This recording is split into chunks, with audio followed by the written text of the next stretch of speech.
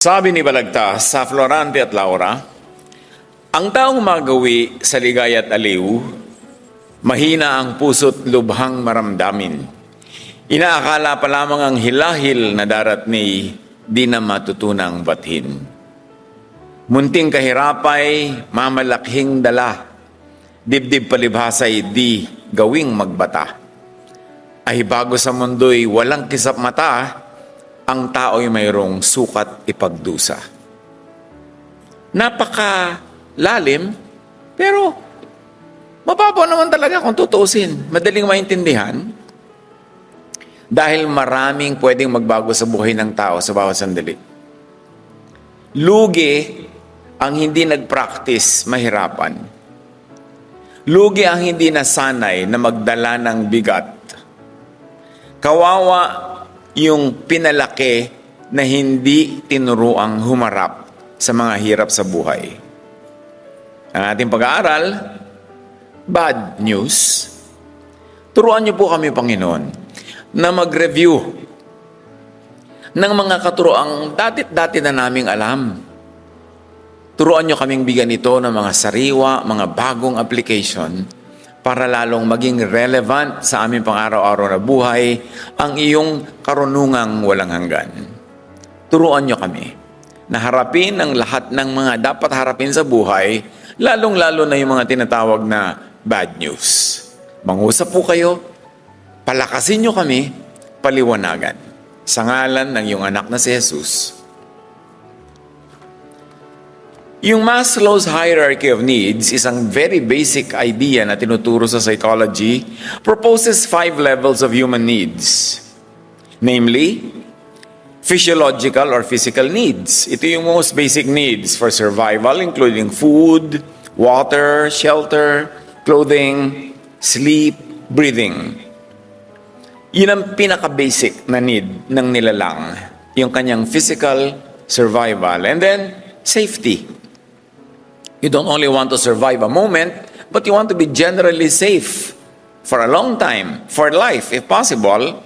And then pagka na-fulfill na yon, may mga tataas na mga needs. Our need for love and belonging. And then, our need for esteem. Na meron naman tayong dangal, self-respect, confidence, achievement, and recognition from others. It's a higher level of need, and then meron pang highest. Self-actualization. The highest level where individuals strive to reach their full potential and become the best version of themselves. Kaya kailangan natin mag-survive, kailangan natin makalampas sa poverty para makarating tayo sa mas mataas na mga needs at ito ay matugunan yung kahulugan ng buhay, yung ating katuturan, halaga natin sa lipunan, sa kapwa, lahat ng ito. Meanwhile, bad news is mostly about loss or threats to loss, to having, to keeping, and enjoying any of these needs. Kung yun ang mga needs na kailangan natin sa buhay, ano ang bad news? Mostly, yung pag hindi natin yun nakamit, o nakamit na tas nawala, o kaya natatakot tayong laging mawala ito, most of the bad news that we encounter in daily life has something to do with threats to those needs. Or with the possibility that they might not be met. Kaya ang mahalaga sa pag-a-apply natin ng karunungan na nagmumula sa Diyos is to know how to counter losing or not having what you need. Paano natin haharapin, tatanggapin, at kung pwede, babaligtarin yung mga threats na ito sa ating buhay, mga banta na hindi natin matupad, makamit ang mga kailangan natin sa buhay. Proverbs 14:23, all hard work brings a profit. So to derive an application from that very verse, magsikap. Gusto natin na ma-minimize, mawala yung threat, na tayo ay maghirap, masaktan, malagay sa panganib, mabigo, kailangan magsikap. Sapagkat bawat pagsisikap, ay may bunga na ibinibigay sa buhay. Hindi man agad-agad o hindi man buong buo ayon sa ating kagustuhan, hindi pwedeng ma-zero ang nagsisikap. Magsikap. Ecclesiastes 5:12, sweat and toil provide food and security. In other words, work. Work. Maraming mga tao, patuloy sila na threatened by such needs o hindi yun matupad kasi hindi nagtatrabaho o hindi tama ang ginagawang trabaho, hindi tugma sa kanyang mga talent, hindi tugma sa magbibigay sa kanya ng pinaka-maximum na bunga sa buhay. So dapat ina-analyze, you don't only work hard, you work smart. Sabi nga nila. Hindi ko mapagod na pagod ka, ibig sabihin may bunga na. Kasi may diskarte dapat ang pagtatrabaho. At may timing. Ecclesiastes 9:10, ano man ang ginagawa mo ay pagbuhusan mo ng iyong buong makakaya. So ang solusyon din natin sa mga threat na ito, work very well. Don't just work. Work very well. And working very well is not always working hard.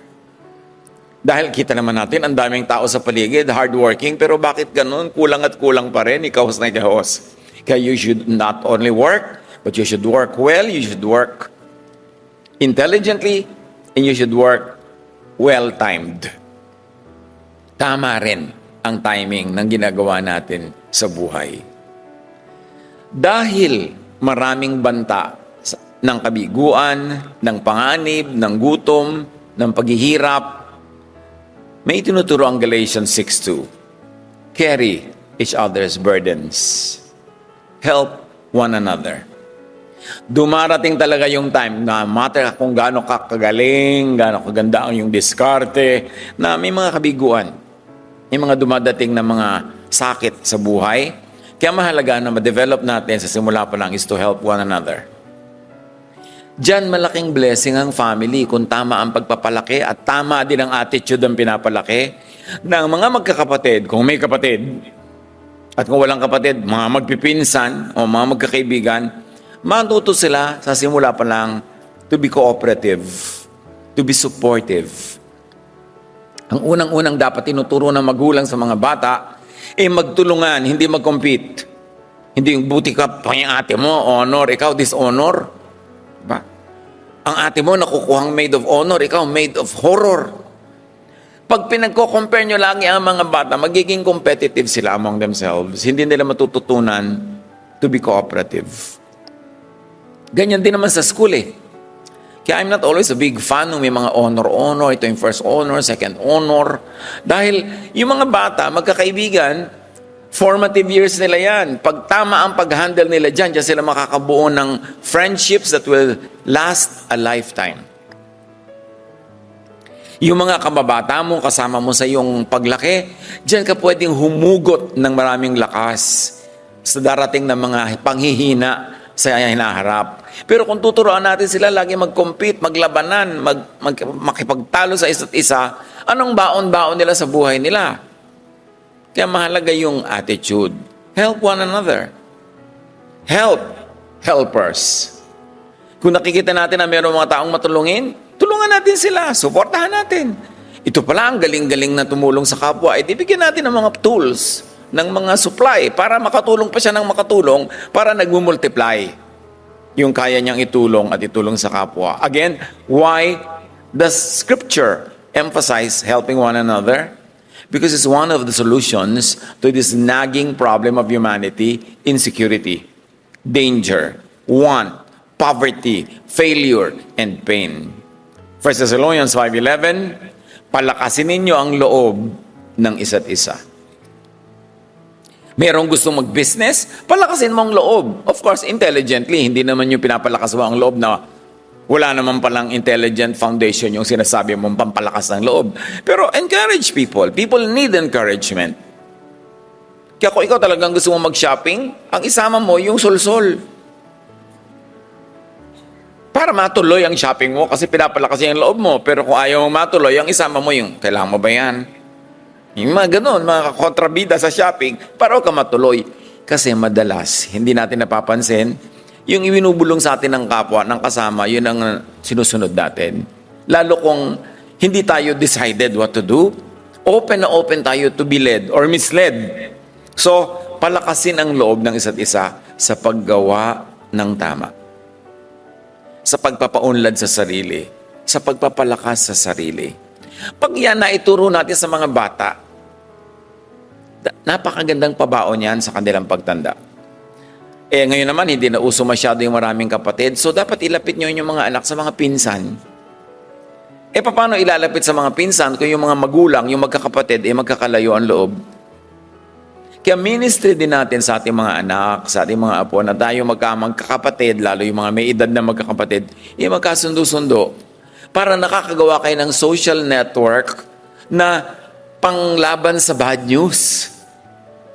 Kasi kahit naman ang buong planeta, pahirapan ka, awayin ka, galitin ka, pagka kayong magkakamag-anak na 20 nagkakasundo at nagkakatulungan, buo na yung munting mundo nyo. You will survive. It's important to raise children in an atmosphere that will teach them and help them to survive. How to counter losing or not having what you need? Romans 12:10, honor one another above yourselves. Be honorable. Ayaw mo na hindi ka pinapansin. Gusto mo meron kang dangal, meron kang halaga. Therefore, be honorable. Be honor-worthy. Hindi yung hingi tayo ng hingi, hanap tayo ng very positive attention, positive review. Pagkatapos, hindi naman honorable yung mga pinaggagawa natin sa buhay. It cannot happen. But if we live honorably, honor will naturally come our way. It's the law of nature. Ecclesiastes 4:9-10, ang dalawa ay mabuti kaysa isa. Mas marami ang bunga ng anumang gagawin nila. Kapag nabuwal ang isa, maitatayo siya ng kanyang kasama. So mahalagang meron tayong kasama sa buhay. Partner sa trabaho, partner sa project, partner kahit sa pagsasaya, na may kasama ka sa mga tama mong ginagawa. At kung biniyayaan ka, meron kang partner sa buhay, edi lalong mabuti. Kaya dapat, isang malaking pangkontra sa bad news, palakasin ang partnership, patibayin, huwag pahinain. Lalo kung nag-asawa ka at lahat, nabigyan ka ng biyaya na nagkaroon ka ng mabuting asawa, every day, every week, every month, every year, patibayin nyo yung partnership na yon, hindi pahinain. Hindi kung kailan tumanda na kayo, ang dami-dami nyo nang nai-invest na emotion, time, talent, treasure sa relationship, doon nyo pa ngayon gigibain. Doon nyo pa pahihinain, doon pa kayo gagawa ng paraan para magalit, lumayo sa inyo ang inyong kasama. Sabi na Ecclesiastes 4:9-10, mabuti yung may kasama, pag nabuwal kami, magtatayo sa'yo. Pero siyempre, importante, pag siya yung nabuwal, itatayo mo naman siya. Paano po pag sabay kaming nabuwal? Di mabuwal. Bihira na magsabay Pero ang mahalaga, meron kang kasama sa buhay. But you know what it means? Alam natin yon. Be a good partner. Be a good companion. Be a good friend. Be a good relative. Yan ang insurance mo against bad news. Hindi lang yung mga policy na nakasulat sa papel na binabayaran buwan-buwan. Because loving relationships, family, friendships, yan ang ating social security na totoo. Mahalaga din na-develop natin yan at itinuturo natin sa mga bata. Not to be individualistic, but to be oriented sa grupo, sa tribo, sa pamilya, sa bayan, sa humanity, kung gusto nyong palakihin yun. Kaya napakaraming failure sa mundo, napakaraming hinagpis, kasi ang mundo, laban-laban. Gera-gera, away-away, imbes mag-cooperate. Samantalang more could be achieved by cooperation than by competition. So keep friends and partners. Yung romantic partner, isa lang Pero yung partner sa iba't ibang project sa buhay, mabuting meron. At turuan natin ang mga bata to be good friends, to be good relatives, and to be good partners. Huwag natin siya turuang laging manglamang, laging siya ang panalo, laging siya ang may uwi-uwi ng prize. Kasi ang karakter niya masisira pagka gano'n ang attitude niya. Hebrews 10:25, huwag nating kaligtaan ang pagdalo sa ating mga pagtitipon. Of course, this is in the context of the church, the fellowship. Huwag kaligtaan. I have seen it all. Sa more than 4 decades of ministry, I have seen how so many people survive very hard times dahil sila ay in the fellowship. Kung paano napakaraming dumadamay sa kanilang paghihirap, pagdurusa, kasakitan, dahil sila ay nasa kapatiran. At dahil sila ay nakikikapatid, kaya napaka-importanteng pahalagahan natin ang pagsasama-sama. Lahat ngayon kasi na-online na, online Bible study, online worship, online everything, pero hindi naman online yung tulungan. Siyempre, pwede ka mag-Gcash din, di ba? Pwede ka mag-online help. Pero iba yung meron kayong emotional investment in each other, magkakasama kayo sa saya, and sometimes sa dusa, sa hirap, dahil doon tumitibay ang mga samahan. Again, aside from family, it's your spiritual family that is your best social security. Magtulungan. Importante na meron kang fellowship.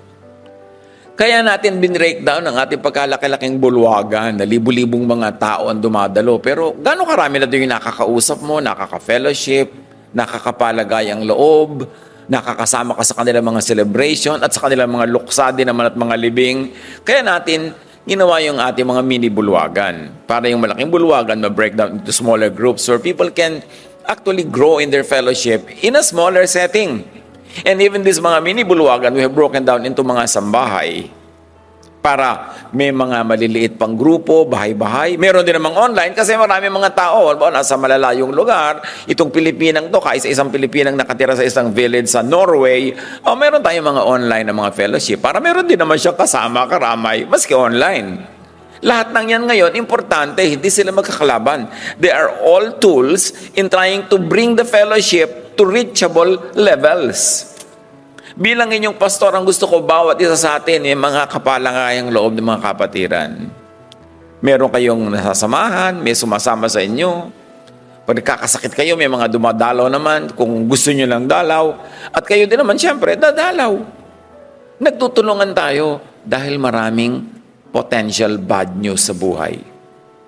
Kaya dapat patibayin ang ating sistema para mas lalo tayo not only survive, but be triumphant amidst all of these challenges. It's important. Huwag kakaligtaan ang pagtitipon. Tiyakin niyo mga kapatid, kayo dumadalo kahit malamang meron kayong sa bahay, kahit isa. Kung hindi kayo talaga makapunta, may online na nga eh. Madali na rin gawin yan. Maganda, meron pang personal. Tapos, hindi lang kayo dito sa main bulwagan dumadalo. All other Sundays, ando kayo sa mga smaller bulwagans we call mini bulwagan. Para bumababa yung level ng mga number ng mga kasamang tao, mas dumadaling makisalamuha. Nais kong makita kayo na ganun. Kasi gusto ko, pagka kayo nagkakaroon ng mga hirap sa buhay, may mga karamay. Hindi lang pamilya, kundi ang inyong spiritual family rin. Dagdag yun. Importante. John 15:12. Magmahalan kayo gaya ng pagmamahal ko sa inyo. At itong pagmamahalan na to, daig pa ang social security. Paghandaan din kung sakaling ang mga ito ay hindi makamit o mawala. Halimbawa, hindi mo naman makamit yung mga gusto mo sa buhay. Sa dami ng mga pagsisikap mo, ihanda mo rin ang loob mo doon para yung damaging effect sa'yo minimized. Matthew 6:19-20. Huwag kayong mag-impok ng mga kayamanan dito sa lupa. Dito'y may naninirang insekto at kalawang at may nakakapasok na magnanakaw. Sa halip, mag-impok kayo ng kayamanan sa langit. Merong primary at pinakamababaw na pagpapakahulugan sa mga salitang ito ni Jesus. Nang ibig sabihin daw ay, huwag mag-impok ng mga physical wealth, ng pera, ng mga kasangkapan, kundi i-donate mo lahat sa relihiyon at doon ka mag-ipon ng kayamanan sa langit. Ine-equate nila na yung langit ay religion at ine-equate na yung kayamanan ay material things. But there's a deeper reading to this. And the text will allow us to read it this way. And usually most of the text should be read that way. Nang tinutukoy ni Jesus na langit, mag-ipon ng kayamanan sa langit ay ang ating puso. Di ba sabi niya, the kingdom of God is in you? Therefore heaven is in you. The kingdom of heaven is in you, sa iyong puso, sa iyong isip. Paano ka mag-iipon doon ng kayamanan? Anong kayamanan ang pwede mong isipin sa iyong, ilagay at ipunin sa iyong puso? E di mga kayamanan ng katahimikan ng puso, katahimikan ng loob, ng peace, ng happiness, ng joy, even pleasures, yung kayamanan ng emosyon. Kasi pag mayaman ng iyong emosyon, marami kang inimpok doon na lakas ng loob, na pagmamahal, pag-ibig, maaari mo ngayon yung takbuhan, magamit, paghugutan sa mga panahon ng pangangailangan. So, Imbes kang maglagay ng pera, halimbawa sa hikaw, hindi naman masama yung hikaw, pero tama na siguro yung 3, 4, di ba? O, naglagay ka ng pera sa hikaw, edi parang kayamanan mo yun sa lupa, material. May pera ka pang susunod. Magpakain ka ng mahihirap. Yun ang kayamanan mo sa puso. Kayamanan mo sa kalangitan, yung kalangitang nasa sayo. O kaya, imbes na sobra ka magtrabaho para dumami yung pera mong kayamanan mong material, magawa ka naman ng bakasyon. Magbakasyon kayo mag-anak. Gastahin nyo yung kinita mo. Magsaya kayo. Nag-iimpo ka ng kayamanan dun sa kalangitan na nasa loob ng iyong puso. Nagpapasaya ka ng mga mahal mo sa buhay. Pinapasaya mo ang sarili mo. Ito yung wealth in your other heaven. Kaya dapat binabasa natin ito sa ganung mas malalim na paraan para hindi tayo malimit lamang doon sa mga religious agenda na lagi na nating nakalakihan at pinapaulit-ulit. Maraming layers ang pagbabasa ng scripture. Parang kakanin na sapin-sapin. Maraming layers yan. Importante nating ma-appreciate. So, material, spiritual, and emotional wealth could be lost. All of that. Material o emotional. So, dapat handa. Prepare your heart and your mind for the possibility of losing things. How can you prepare yourself for days of sadness na pwedeng dumating? Habang kaya mong pasayahin ang puso mo at puso ng mga tao sa paligid mo, gawin mo yon para pag dumating yung lungkot, may mawi-withdraw kang happiness sa account at matapos kang nag-withdraw doon, ang balance mo, happiness pa rin. Punuin mo ang iyong emosyon, ang iyong isip na magagandang bagay, mabubuting bagay, para pag mga dumadating na hindi mabuti ayon sa iyong panlasa, mag-withdraw ka na lang doon at may natira pa. Ano ang mangyayari sa isang tao na dinadatna ng kutakot-takot na mga dilubyo, pero wala namang naimpok na kaligayahan, katahimikan, kapayapaan ng loob? Saan siya mag-withdraw? Kaya may mga nagbe-breakdown. Kaya marunong din tayo dapat makiramdam. Ang dami ng pinagdaanan nitong taong to, sobrang hirap na ang dinanas. Pahirapan mo pa ngayon. Yung pagkakalitan mo pa, pahirapan mo pa ng loob. Didisiplinahin mo pa, hindi naman panahon ng disiplina, kundi panahon ng pag-aaruga. So ano nangyayari? Maraming mga tao na talagang nababasag. Kasi wala nang mapagkukuhanan. Kaya habang pwede tayong mag-impok ng kayamanan, material man yon na pagkakailangan mo ng material need, may i-withdraw kang material na kayamanan, mag-impok din tayo ng emotional and spiritual kayamanan sa ating puso. Habang kaya natin. At yung talagang comparison, na huwag ka lang sa lupa mag-invest, kundi doon sa langit, yung mga pera mo, kung mapapasama ang mga relasyon mo, mapapaaway ka, huwag na lang, huwag mong i-invest sa material wealth, i-invest mo sa happiness, sa peace, sa kapayapaan, sa katahimikan. Yun ang put your money in heaven. Huwag magulat, huwag unprepared pag dumadating ang bad news na so-called. Dahil part talaga yan ng buhay. Paghandaan lang. At maglaan sa ating puso at isip ng puwang para sa mga pwedeng dumating na hindi natin gusto pero kailangan tanggapin dahil yon ang dumarating. Dapat handa. 1 Timothy 6:7, "For we brought nothing into the world and we can take nothing out of it. So don't be too attached." Natural lang iwanan ng lahat at natural lang sometimes na maiwan ka. Dumarating. Proverbs 23 verse 5, "Sapagkat madaling mawala ang kayamanan or kahit tao, ito'y simbilis ng agila sa paglipad sa kalawakan." So do not get too attached. Sa bagay o sa tao, don't get too attached. Sa Panginoon ka mag-attach ng todo-todo dahil yun ang hindi nawawala. Siya ang hindi nawawala. Ecclesiastes 5:10, "Whoever loves money never has enough. Whoever loves wealth is never satisfied with their income." So, love people. Use money to love people. Don't love money and use people to love money. Huwag baligtarin. Dahil yung kapayapaan, yung katahimikan, yung wealth in heaven, nandun sa pagmamahal sa kapwa. And a healthy level of detachment from material things. Practice, rehearse to live with very little of and even without things or even people. Yung mahal na mahal mo ang isang tao, lalo yung mga mag-asawa dyan, nagigising ka ng alas 2 ng umaga, tinitingnan mo yung asawa mo, tuwan-tuwa ka, nandyan siya. Pero di ba may takot ka rin na makabigla siya sumakabilang buhay. Yan ang number 1 na bigat ng puso ng nagmamahal, yung takot na mawala yung minamahal. Pero alam naman natin talagang nawawala tayo sa mundong ito. Pero lumilipat tayo sa kabila. Kaya ang ganda nga sa Tagalog yan sumakabilang buhay. Pastor, namatay na po pala. Sumakabilang buhay.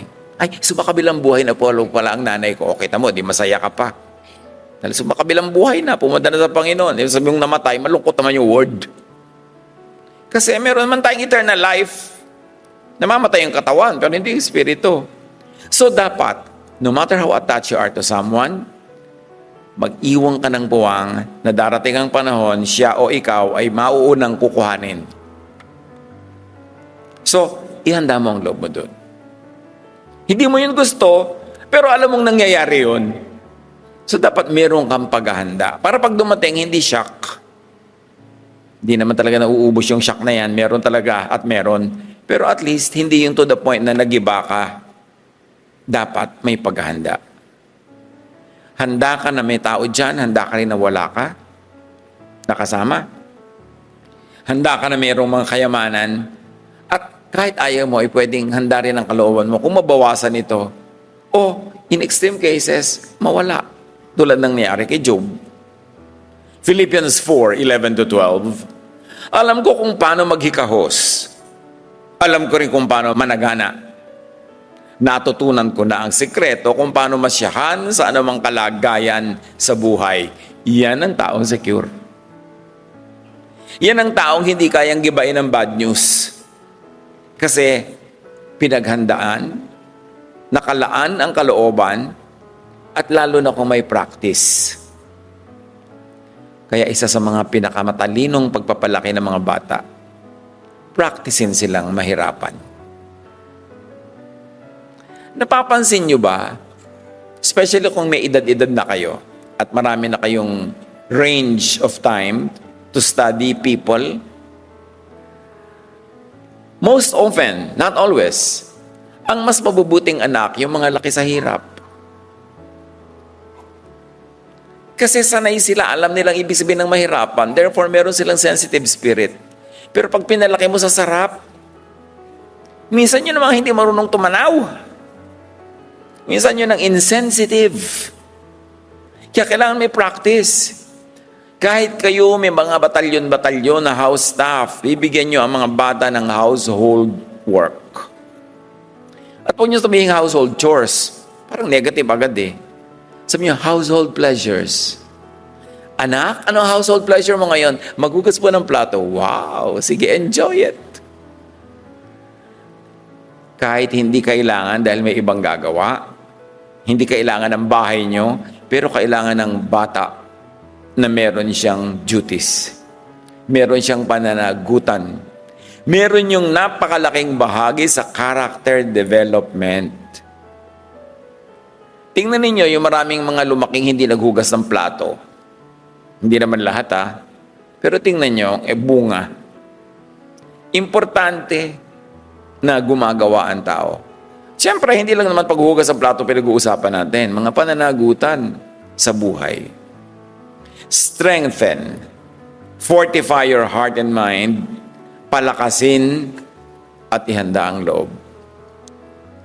Kahit nagsa-enjoy kayo mga anak nyo, may bakasyon kayo, meron kayong tour, o kumakain kayo na masarap, lagi nyo silang gawing sensitive to others.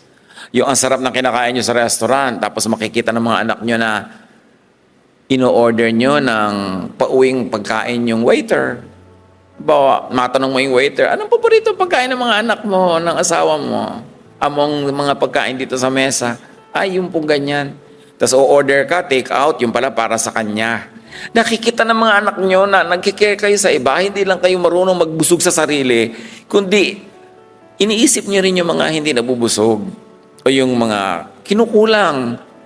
Sila ngayon nagkakaroon ng puwang sa puso nila sa paghihirap. Kahit hindi nila sariling paghihirap, pero nagigising sila na may paghihirap sa mundo. At dapat tayong may gawin para rin maibsan, para rin matulungan. Ganun ang pagpapalaki sa bata. Hindi tuturuan mo siyang maging mapagbataas, malaki na parang napaka-privilege nyo. Yung buti pa kayo, yung iba, wala. Hindi ganon. Yung meron kayo, salamat, bibigyan natin yung iba dahil sa abot kaya natin, tutulungan natin sila. Yung pagpapakamagulang, ipe-prepare nyo ang mga bata for bad news. Kasi hindi kayo laging nandyan para sila i-shield from bad news. Darating at darating ang panahon na sila lang magpa-process noon. Naturuan ba? Nasanay ba? Kaya tayong lahat dapat maglaan ng lugar para sa bad news. So-called bad news. Kaya natin inalagay sa quotation eh.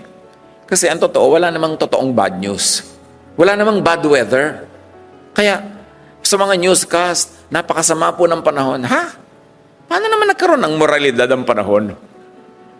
Ba't hindi naman sabihing malakas po ang hangin, malakas ang agos, anong sabihing masungit po ang panahon? Binibigyan mo ng ganong human qualities yung panahon, hindi na-judge mo tuloy. May magandang panahon, may masamang panahon. Lahat ng panahon galing sa Diyos. Kahit kayo makidlat-kidlat dyan, nire-recharge yung mga electrons sa hangin, kailangan natin yan. Kaya din naman nagkakaroon ng mga flash floods kasi sinasabi ng nature, hoy, huwag kayo magtirahan dito sa gilang ilog para sa akin to. Lumayo kayo, aaanurin kayo. We should take the warning. O, bumabagyo, o di, anong masama doon? Kaya lang kumisan, nagtitirahan tayo sa mga hindi dapat tirahan. Inaanod tuloy tayo ng mga baha, naguguhuan tayo ng mga bundok. Kasi dapat tayo nasa lugar. Sasabihin ng iba, madaling sabihin niya pag may pera ka. Oo nga pero kung wala ka ng pera, doon ka patitira dito. Ting babaka na lang, apektado ka. Lagi ka na lamang nagpapagawa, lagi ka nagpapaayos. Kaya we should learn. Ang nagtataka ko dito sa ating bayan, hindi naman nauubos ang bagyo. Halos maraming bagyo, taon-taon. Ba't hindi tayo mag-develop ng architecture na bagay sa bagyo? Tulad ng mga bahay sa Batanes. Tapos sadly, marami pang old structure sa Batanes na iba na nagiging modern. Storm resistant nga yung structure nila eh. Yung lagi dinadaanan ng bagyo, ba't yun at yung pa rin ang bubong? Lagi tuloy dililipad. Ba't hindi natin ito ibahin? Ba't gawin tayo mga building codes na resistant sa storm? Napakahalaga. Pagkatapos gumawa tayo ng mga evacuation center, sige, pero basketball court, walang banyo. Gagawa ka dapat ng mga evacuation center, maraming banyo, maraming kusina, para pwede magluto yung mga tao doon, magbanyo, maging komportable. Dahil anong gagawin nila sa buhay nila? Kaya ayaw tuloy tumuroy sa mga evacuation centers, ayaw iwan yung bahay nila kahit inaanod na. Kasi ano yung pupuntahan? Hindi naman talaga handa. Dapat tayong matuto para yung bad news mamitigate, mapaliit natin yung negative effects sa buhay natin. And we can begin with our own individual houses. Gawing storm resistant, lalo kung dinadaanan kayo ng bagyo. At nung araw naman, yung hindi dinadaanan, ngayon dinadaanan na eh. Nag-iiba-iba. Tapos sabi, ay, nagagalit ang Diyos. Paano nagalit ang Diyos? So, nagagalit ako sa inyo, ilulubog ko kayo sa baha. Ganon. Anong uri ng pagpapakilala sa Diyos yun? The planet is fixing itself, adjusting to all the happenings. Napakaraming beses na yung mga yelo sa North and South Pole natunaw na buo. Kaya lang, ngayon lang tayo ngayon nandito para natin makita. Pero all throughout time, balik-balik lang yan. Sabi ni Solomon, nothing is new under the sun. Everything that happens now has happened, and it will happen again. Paulit-ulit. Cycles, natural cycles. Ang trabaho natin to mitigate the bad news, adjust. Respect nature. Huwag yung magpapakasal po kami sa June. Tag-ulan yan, iha. Ipag-pray po natin hindi umulan. Ikaw na lang mag-pray. Itinakda na nga ng Diyos yung tag-ulan, papakialaman ko pa yung Diyos. Ba't hindi mo nila iba yung schedule mo? Tag-ulan, inaasahan na magsasakang uulan dahil yung bukid ay tuyo, gusto lang magtanim. Ikakasal ka lang, gusto mong ipahinto ang weather? Nangyari na sa atin yan, pinagpipilitan talaga. Yung, eto na, umuulan na 2 days before, 1 day before. So, tanong nyo, ikakasal ko, ipapasok ko sa loob yung venue. Kasi ito naman, bride, gusto pa sa gubat. Tagulan. Eto na, day of the wedding. Umuulan pa rin sa umaga, tik-tik na ulan. Alam nyo, yung maliit na ulan na hindi titigil yan. tawagan nyo, ilipat na sa venue habang may oras. Ayaw pa rin, pag-pray pareho. So, huwag kayo mag-pray. Yaan nyo siya. Siya nagpilit eh. Bakit natin sasabihin sa inyo, huwag nyo pong paulanin? Eh, yung mga farmer nagpe-pray, paulanin nyo na po. Eh di ganon. 1 hour before the wedding, ayaw pa rin.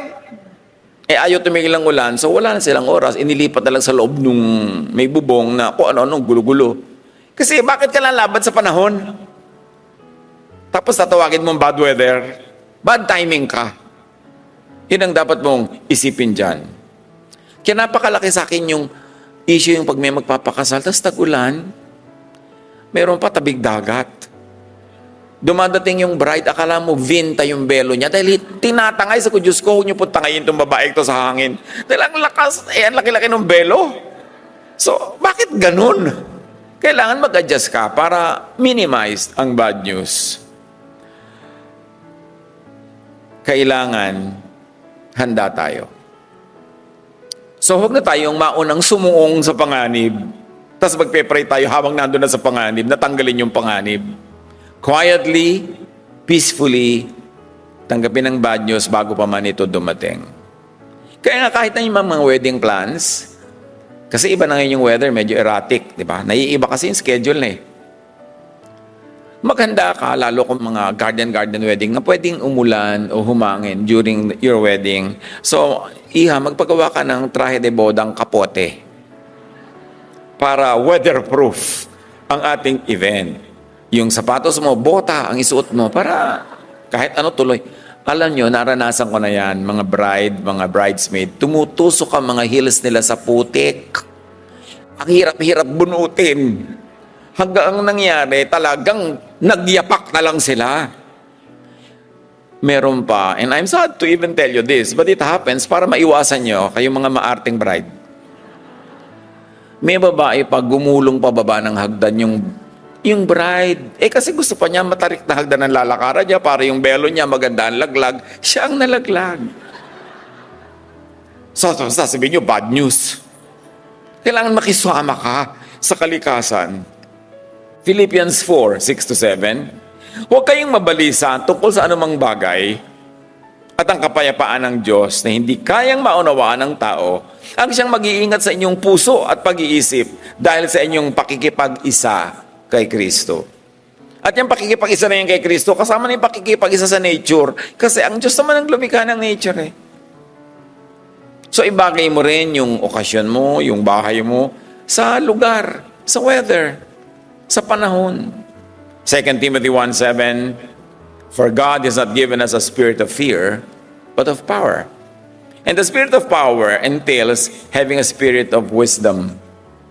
Kasi pag wise ang ginagawa mo, you are standing on solid ground, you have power. How to be spiritually powerful? Sinasabi ng mga pag-aaral, limit exposure to negativity. Excessive exposure to negative news can be detrimental to your mental health, according to researchers. At nandiyan yung reference sa taas blue. So, reducing negative stimuli can improve overall well-being. Kaya mag-ingat-ingat kayo sa social media.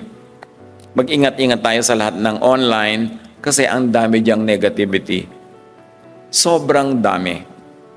Magbasa ka lang ng comment, may ang gandang nangyari. Yung mga comment, puro negative, malulungkot ka eh. Pag nagbasa ka, magagalit ka, may inis ka, o magtitirintas ka. Nakatingin ka sa langit, kahit nasa loob ka ng kwarto. Kasi nga, ang daming negative. Bawas-bawasan nyo ang pagpasok ng negative ideas sa inyong isip. Ideas of anger, of criticism, of gloating over people's failure, of chismis, of celebrating scandals. Tanggalin nyo yan sa buhay nyo. Kasi may effect yan. May effect. Hindi nyo lang kuminsan laging napapansin. Now, why prepare? Because people could be lost. Kuminsan, sila mismo ang umaalis. Minsan naman, sila ang kinukuha ng tadhana. In any case, dapat meron tayong paghahanda sa ganyan. Ecclesiastes 3:1-2. Ang lahat sa mundong ito ay may kanya-kanyang panahon. May kanya-kanyang oras. ang panahon ng pagsilang at panahon ng pagkamatay. Dapat handa din tayo, kahit man lang sa kaloob-looban ng ating isip, sa ganong posibilidad. Because things like that happen. How to prepare for bad news? Prepare your heart and your mind to eventually lose people.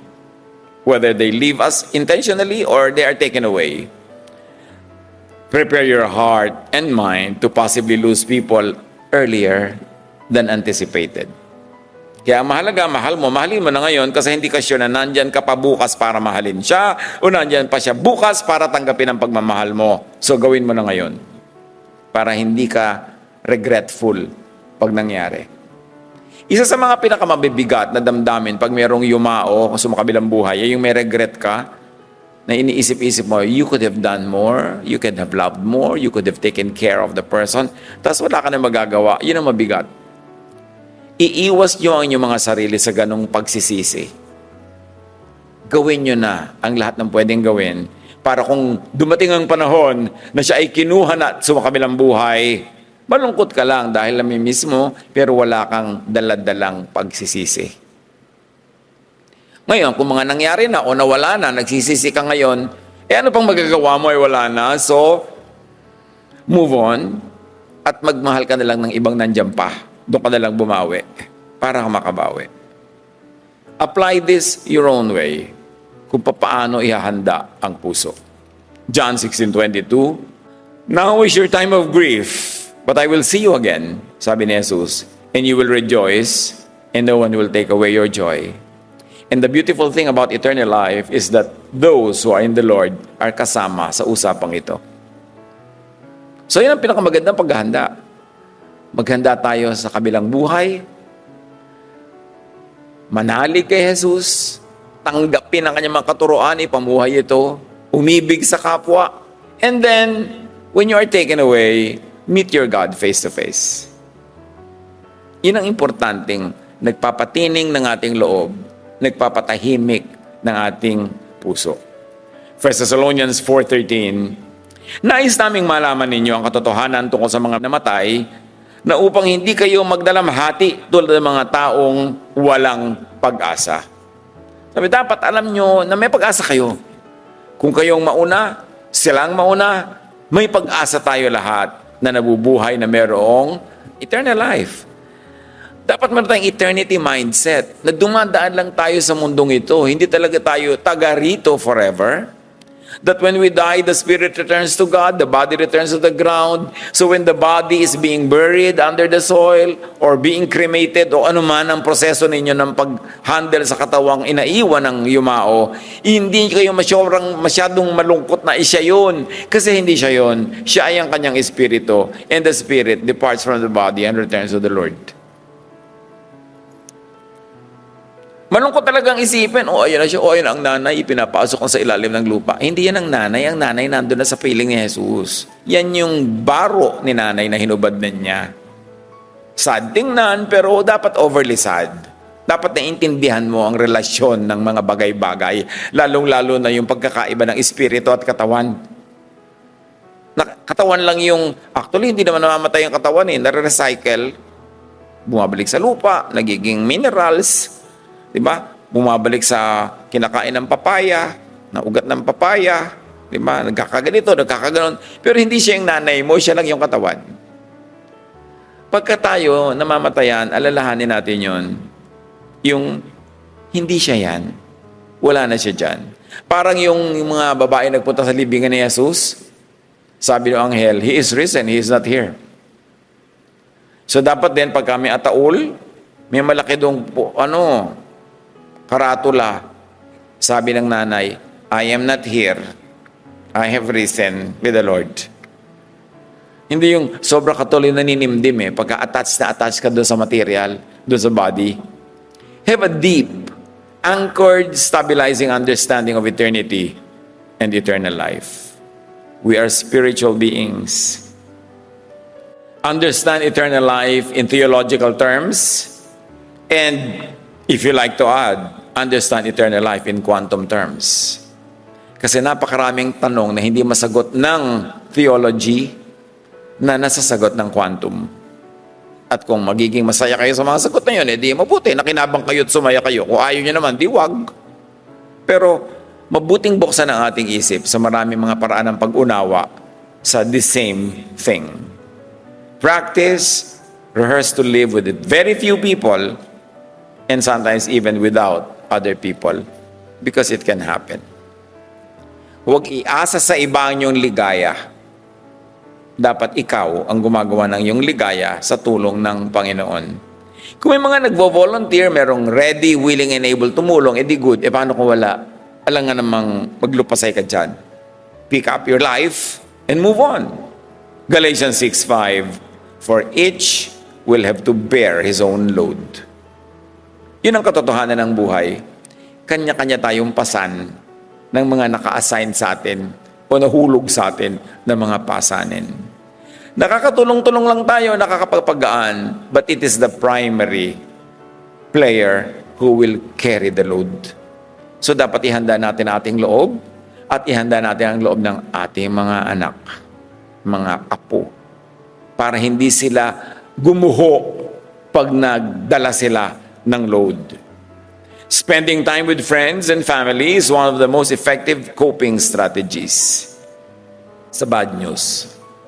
Kaya yung mga lamayan, yung may mga lamay dyan, may wake dyan, I prefer to see a lot of socialization ng mga pumupunta doon. Less religious services.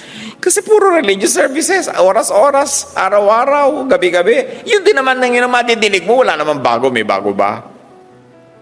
When you heard 3 or 5 funeral messages, you've heard them all.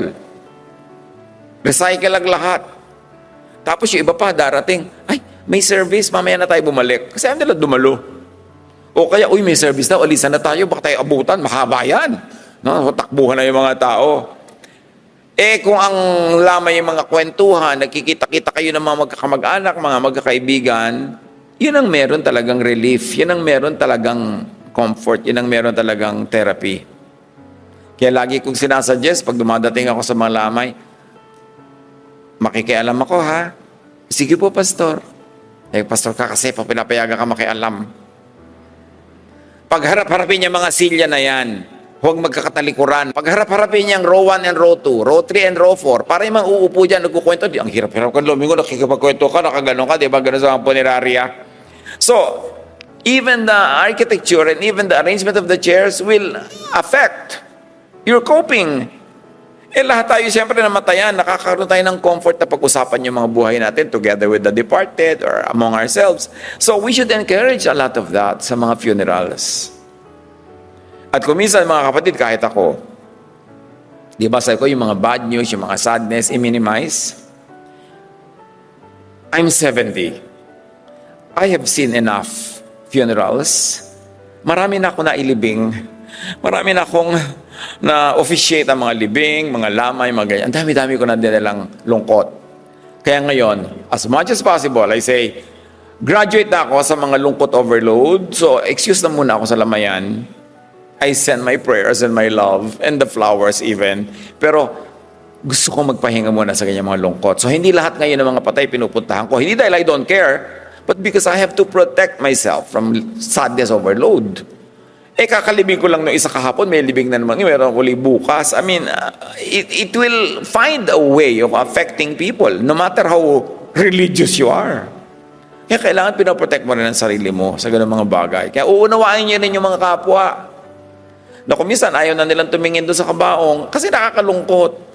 O kaya sabi mo, ay, bakit nangingitim yung kuko? Yung kung ano-ano pa pag-uusapan ng mga nakatingin doon eh. Kaya yung iba ayaw nalang tumingin, huwag niyo nang pili, halika, tingnan mo ang nanay. Hug mo si nanay. Yung, huwag na, kung ayaw tumingin, hayaan nyo. Kasi may kanya-kanya tayong paraan ng coping eh. And prevention of too much overload. Napakaraming pasanin sa buhay. Dapat nating mamaster yung pagpapagaan. Hindi lang ng dala natin, kundi ng dala ng kapwa. So, mahalaga, lalo sa mga difficult times, have company. Which of course, teach us to make and keep friends. You cannot make old friends. You can only keep them or lose them. isang napakalaking kamalian to quarrel with old friends. Makipagkasira with old friends because hindi ka na pwedeng gumawa ng old friend. Dahil hindi mo na pwedeng ibalik ang panahon. Pwede kang magsimula ngayon ng new friendships, pero it will take 10, 20 years para masabing old friend. Buhay ka pa noon, pagdating noon, nawa. So, huwag tayo makikipagkagalit sa mga old friends, magpalampas, magpatawad sa mga, lalo ka mag-anak, kapatid. Yan ang oldest friend mo, yung kapatid mo. Sabay kayong lumaki, pagkatapos siya pa yung number 1 mong kaaway na mortal. Dahil ang dami niyong ginawa against each other sa habang panahon. So lahat ng dapat yan, malampasan natin para lumakas ang ating loob, ang ating damdamin in processing the many bad news that may still come yet. Allowing oneself to feel and express emotions is crucial, sabi ng mga studies. This can include talking about the deceased, sharing memories, or engaging in creative outlets like writing or art. Malaking bagay na napoprocess natin yung grief when people are taken away. So let it out, express your emotions.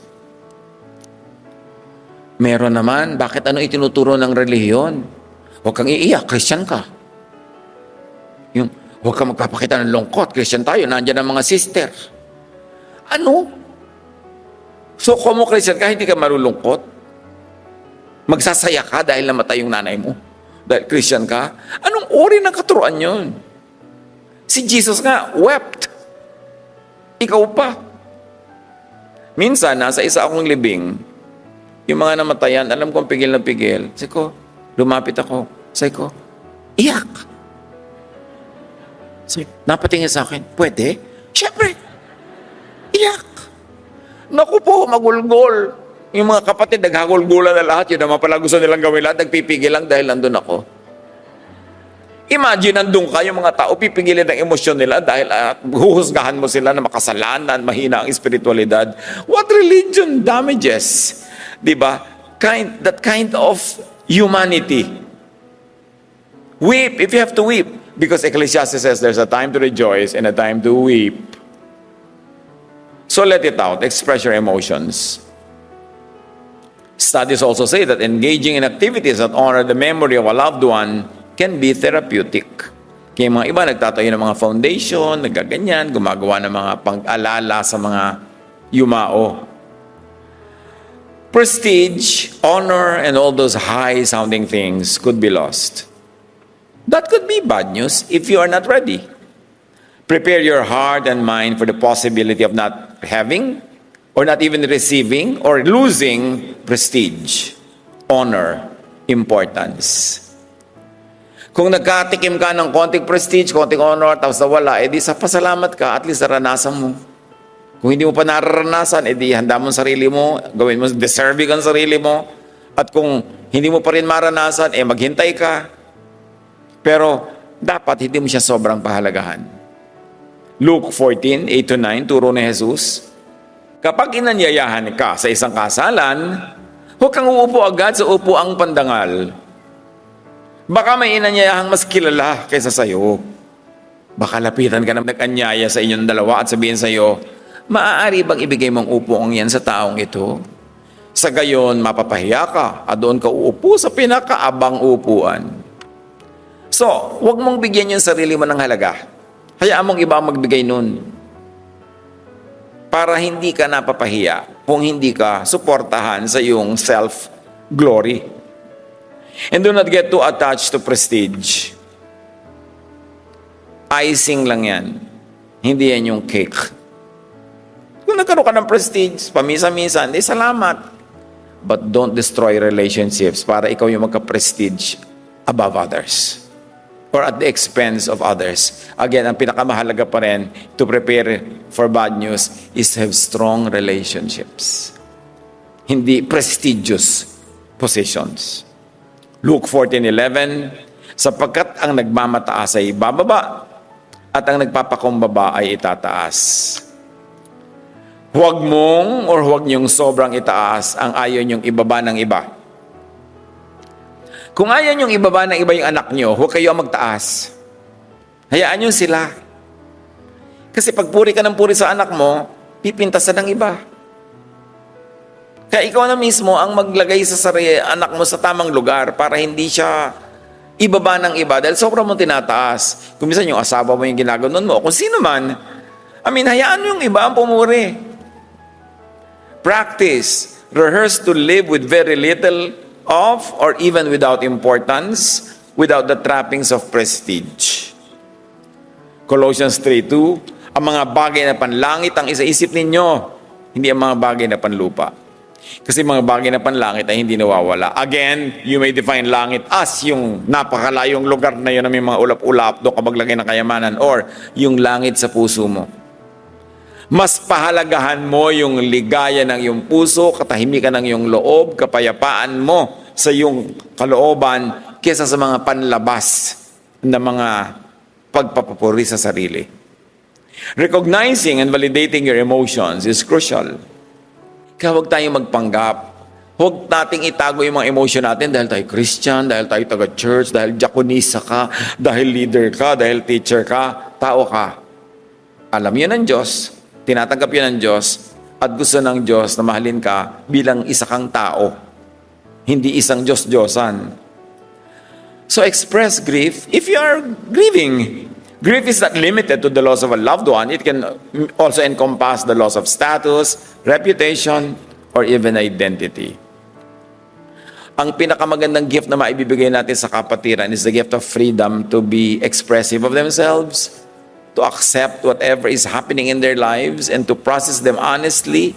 Hindi yung paparusahan natin sila pag naging totoo, pag nagtapat, at pagkatapos tuturuan natin sila magtago at maging hypocrite. At yan ang laging ayaw ni Jesus, yung hypocrisy.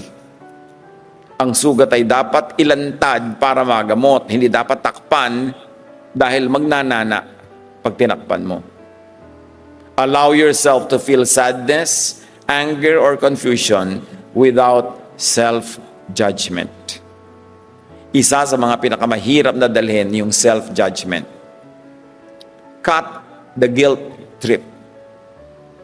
Kaya nga ang mga remedyo dyan ni Jesus, one is to forgive you. O di, forgiven na. Zero balance. Hindi mo na kailangan mag-guilty. And then to restore you and to help you change for the better or for the best, lalong mawawala ng space yung guilt.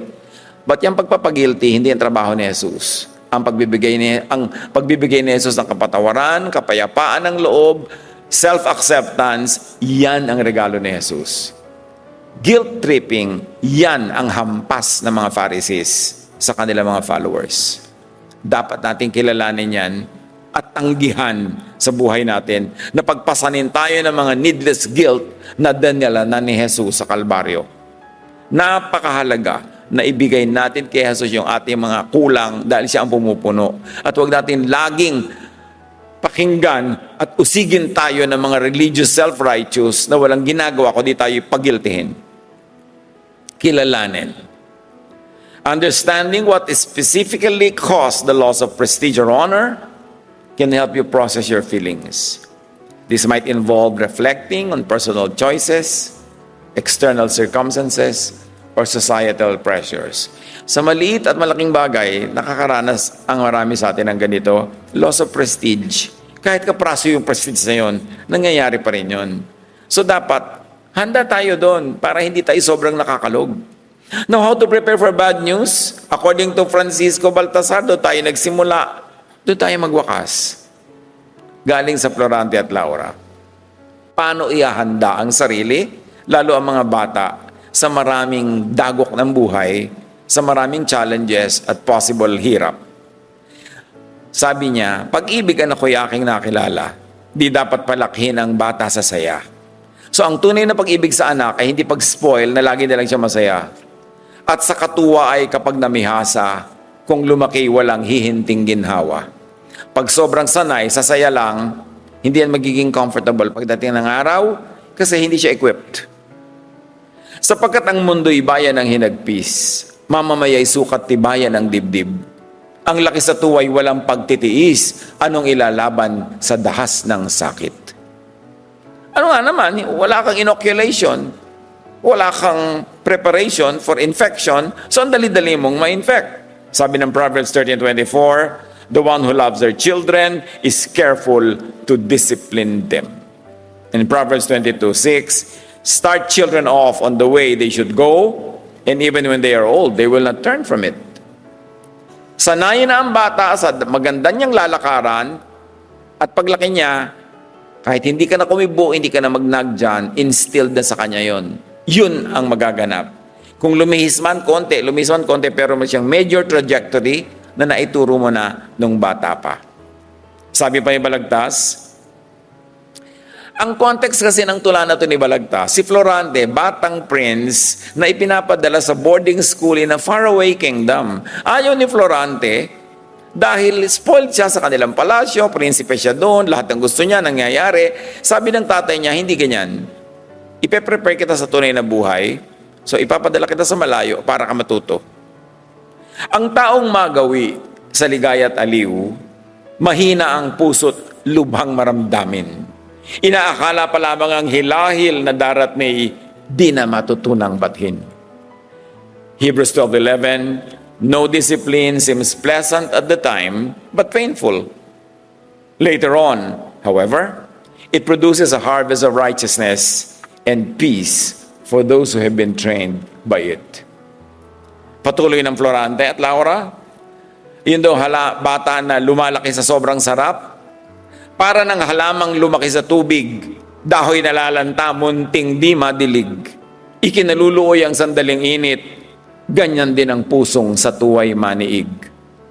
Matthew 13:6, but when the sun came up, the plants were scorched, and they withered because they had no root. Siyempre, yung water plant nakababad sa tubig, konting matuyo yung tubig, tuyo na rin siya. Ang bata rin na nakababad sa saya, sa ginhawa, konting hirap, luoy na. Munting kahirapay, mamalaking dala. Oo nga naman, ina-exaggerate nila, konting hirap, sobra na, hindi na kaya. Dibdib palibhasa, hindi gawang magbata. Ay, bago sa mundo'y walang kisap mata, ang tao'y mayroong sukat ipagdusa, kaya dapat ready ka.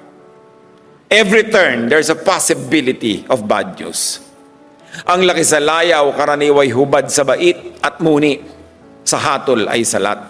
Masaklap ang bunga ng maling paglingap, habag ng magulang sa irog na anak. Proverbs 19:18, discipline your children, for in that there is hope. Do not be a willing party to their death. Sa taguring bunso't likong pagmamahal, ang isinasama ng batay nunukal or bubukal, mag-spring. Ang iba'y marahil sa kapabayaan ng dapat magturong tamad na magulang.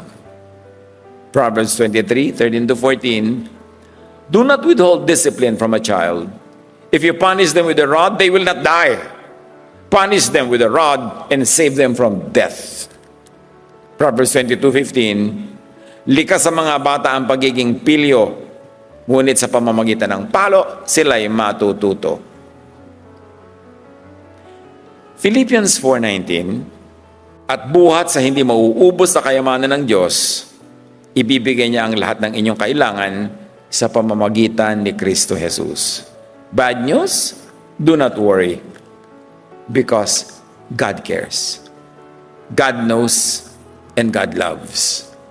Matthew 6:25-26, sabi ni Jesus, huwag kayong mabalisa tungkol sa inyong kakainin at sa inyong iinumin upang kayo'y mabuhay o kaya tungkol sa susuotin ng inyong katawan. Hindi ba't ang buhay ay higit na mahalaga kaysa pagkain at ang katawan kaysa damit? Masdan ninyo ang mga ibon, hindi sila nagtatanim, ni umaaniman o kaya nagtitipon sa kamalig, ngunit pinapakain sila ng inyong Ama na nasa langit. Hindi ba't higit kayong mahalaga kaysa sa mga ito? Turuan niyo po kami, Ama, to live triumphantly with power, with energy that comes from you, not in fear and not with fear. Turuan niyo po kami, Panginoon, na kung dumarating yung tinatawag na bad news, ay buong katapangan, buong kalakasan naming maharap at maprocess. At bago dumating yan, ihanda namin ang aming loob, ihanda namin ang loob na aming kapwa, para kung sakaling datnan kami ng mga ganitong bagay, kami matibay, kami handa, at kami ay mananaig.